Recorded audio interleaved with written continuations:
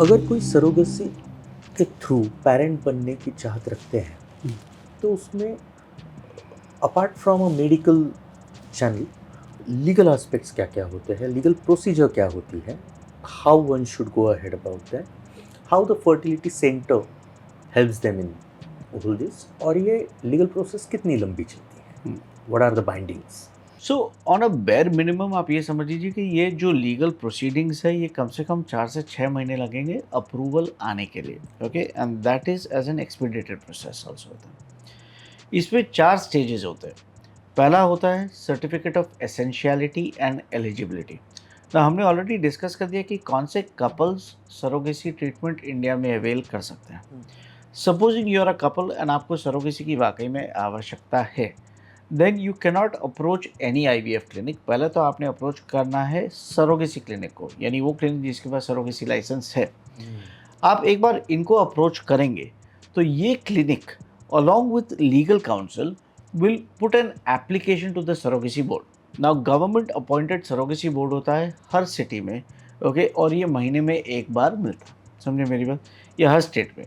अच्छा, वहाँ पे हम एप्लीकेशन देते हैं कि I doctor Mohit Sarawgi, okay, run a surrogacy clinic. मेरे पास ये पेशेंट आए हैं, आपके दिए हुए क्राइटेरिया ये मीट करते हैं, ओके? और इनको इस कारण से सरोगेसी की आवश्यकता है, और ये एप्लीकेशन हम सबमिट करते हैं। now ये सरोगेसी बोर्ड हर महीने 1.5 महीने में एक बार असेंबल होता है। पूरे स्टेट या लोकल एरिया के जितने भी एप्लीकेशंस हैं सरोगेसी के, उनके पास आते हैं। ये डॉक्यूमेंट स्टडी करेंगे और डिसाइड करेंगे कि कौन से केसेस लेजिटिमेट है जो सरोगेसी करवा सकते हैं, एंड कौन से क्वालिफाई नहीं होते। फिर वहाँ पे से हमें 2 सर्टिफ़िकेट मिलते हैं, one is a certificate of essentiality, one is a certificate of eligibility. Eligibility means कि भाई मेडिकल कंडीशन है, हुँ, ओके? और एसेंशियलिटी मीन्स कि मेडिकल कंडीशन है, हुँ, ओके? इनके लिए सरोगेसी एसेंशियल है। हुँ, और एलिजिबिलिटी मीन्स कि जो एज क्राइटेरिया और जो सिटीज़नशिप क्राइटेरिया गवर्नमेंट ने दिया है, वो ये फुलफ़िल करता है। अच्छा, एक इम्पॉर्टेंट चीज़ ये भी है कि अगर कोई कपल का ऑलरेडी एक बच्चू है, तो वो सरोगेसी नहीं अवेल कर सकते। सो अगर आपके पास यानी ऑलरेडी एक चाइल्ड है, भले आपका यूट्रस नहीं हो, हुँ, ओके? तो भी आपके लिए सरोगेसी नहीं। Treatment is not an option anymore. समझे मेरी बात? अच्छा, सो एक बार ये सारे क्राइटेरिया फुलफ़िल हुए, हमें पहले मिलता है certificate of essentiality and certificate of eligibility. Now second part of the procedure होता है surrogate mother. Now surrogate mother जो मैंने आपको ऑलरेडी क्राइटेरिया बता दिए, 25 से 35 साल के बीच में होगी, मैरिड होगी, बच्चू होगा, husband will be alive, documents complete होने चाहिए। ये सबमिट होते हैं लोकल म्युनिसिपल अथॉरिटी में। वहाँ से लोकल वार्ड ऑफिसर है, उसको स्क्रूटनाइज करके परमिशन देता है कि this lady can become a surrogate. ये हुँ, अभी आया। अच्छा, समवेयर इन दिस प्रोसेस, ये स्टेज के बाद आईवीएफ का प्रोसेस किया जाता है, क्योंकि अगर हमें सरोगेसी करना है तो हमें एम्ब्रियोज की आवश्यकता है, ठीक है? करेक्ट। सो आईवीएफ प्रोसेस में हमें एग स्पर्म लेके एम्ब्रियो बनाने रहता है, बट यहाँ पे भी गवर्नमेंट का रूल्स लॉज एंड रेगुलेशंस काफ़ी क्लियर है कि इसमें एटलीस्ट 50% डीएनए जो है अपना होना चाहिए। सो जो कपल सरोगेसी ट्रीटमेंट के लिए ऑप्ट कर रही है, हुँ, या तो वो खुद के स्पर्म से जा सकती है, या अगर ज़रूरत पड़ा तो एक चीज़ चेंज कर सकती है। अगर आप डोनर एग लेंगे तो सेल्फ स्पर्म कंपल्सरी है, हुँ, ओके? और अगर आप डोनर स्पर्म लेंगे तो सेल्फ एग कंपल्सरी है। आप दोनों चीज़ बाहर से नहीं ले सकते, ओके? तो ये भी इम्पोर्टेंट क्राइटेरिया होता है। फिर इसके ज़रिए एम्ब्रियो बनाने के बाद the next step is court में पेशी होती है, ओके? एंड जज के सामने जो सरोगेट मदर है और उसके हस्बैंड वो भी जाएँगे, और जो कपल है वो भी जाएँगे, एंड जज विल आस्क यू कि भई आप एक-दूसरे को कैसे जानते हैं? ओके, आपका हुँ, बैकग्राउंड क्या है? आप इनकी हेल्प क्यों कर रहे हैं? कोई आप पे ओके ह्यूमैनिटेरियन प्रेशर तो नहीं आ रहा? मतलब यू यानी कुछ there is no exploitation happening, okay, understood. क्या आप विलिंगली ये कर रहे हैं? ओके, क्या हुँ, कंडीशंस हैं? एंड देन जज के अप्रूवल आने के बाद हम ट्रीटमेंट आगे बढ़ा सकते हैं। तो ये 4 लेवल अप्रूवल आने में तकरीबन 6 महीने तो लग ही जाते हैं, और उसके बाद फिर मेन प्रोसेस चालू होता है मेडिकल, जहाँ पे हम सरोगेट मदर का लाइनिंग बढ़ाते हैं, सरोगेट मदर में एम्ब्रियो ट्रांसफ़र करते हैं, और एम्ब्रियो ट्रांसफ़र अगर सक्सेसफुल हुआ तो फिर 9 मंथ्स तक प्रेगनेंसी आगे ले जाके डिलीवरी करते हैं। अच्छा, एक और जो लॉ है यहाँ पे वो ये है कि एक सरोगेट मदर में 3 ही अटेम्प्ट अलाउड है। समझे आप मेरी बात? सो अगर हमने 3 बार आईवीएफ किया और वो फेल हो गया, तो चौथा अटेम्प्ट अलाउड नहीं होता। ओह! समझे मेरी बात? वहाँ पे ये ट्रीटमेंट फुल स्टॉप पे आता है। हम बैक टू बेस है, ग्राउंड जीरो पे, and we have to restart the whole process all over again.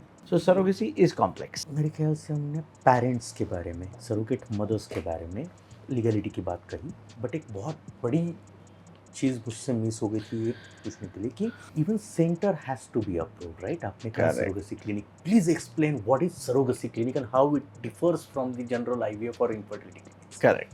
सो यानी एक बार ये जो ART लॉ आया था 2021 में, तो ये इसका पर्पस था स्ट्रीमलाइन करने के लिए कि उन्हीं qualified centres with adequate training can provide services. Okay, कोई Tom Dick and Harry okay IVF नहीं कर सकता, एंड कोई भी रैंडम क्लिनिक सरोगेसी नहीं कर सकता, ताकि हर चीज़ डॉक्यूमेंटेड रहे, हर चीज़ ब्लैक एंड वाइट में रहे, और हर चीज़ ट्रांसपेरेंट रहे. सो एक होता है for any IVF clinic to do IVF, they have to apply to the ART bank as a level 2 ART clinic, फिर वो IVF कर सकते हैं. समझे आप मेरी बात? बट अगर हमें सरोगेसी करना है तो एक अलग लाइसेंस के लिए अप्लाई करना पड़ता है, okay, to the same body as a surrogacy clinic. Okay, और उसके डॉक्यूमेंटेशन अलग होता है. और अगर गवर्नमेंट हमें परमिशन देती है कि I meet the criteria for a surrogacy clinic, तो ही मैं सरोगेसी प्रैक्टिस कर सकता हूँ. So all surrogacy clinics are usually IVF clinics, but not all IVF clinics are surrogacy clinics. So आप अगर सरोगेसी चाहते हैं तो you need to find out कि which is a registered surrogacy clinic, and उनके आपको सर्विसेज अवेल करने पड़ेंगे. इज देयर एनी चांस आम जनता आईवीएफ क्लिनिक सरोगेसी अप्रूव है नहीं है, लाइसेंस है, ये कैसे चेक कर सकते हैं? ऑनलाइन पोर्टल्स में क्लैरिटी कई बार नहीं मिलेगा. See honestly right now there is no clear place जहाँ पे आम जनता जाके देख सकता है कि भाई यहाँ पे ये सरोगेसी क्लिनिक है या नहीं. The simplest method would usually be कि आप IVF सेंटर्स जो होते हैं वही सरोगेसी सेंटर्स होते हैं सब, उनसे आप डायरेक्टली फ़ोन पे बात कर लीजिए कि भाई I you a registered surrogacy centre, and second do you practise surrogacy.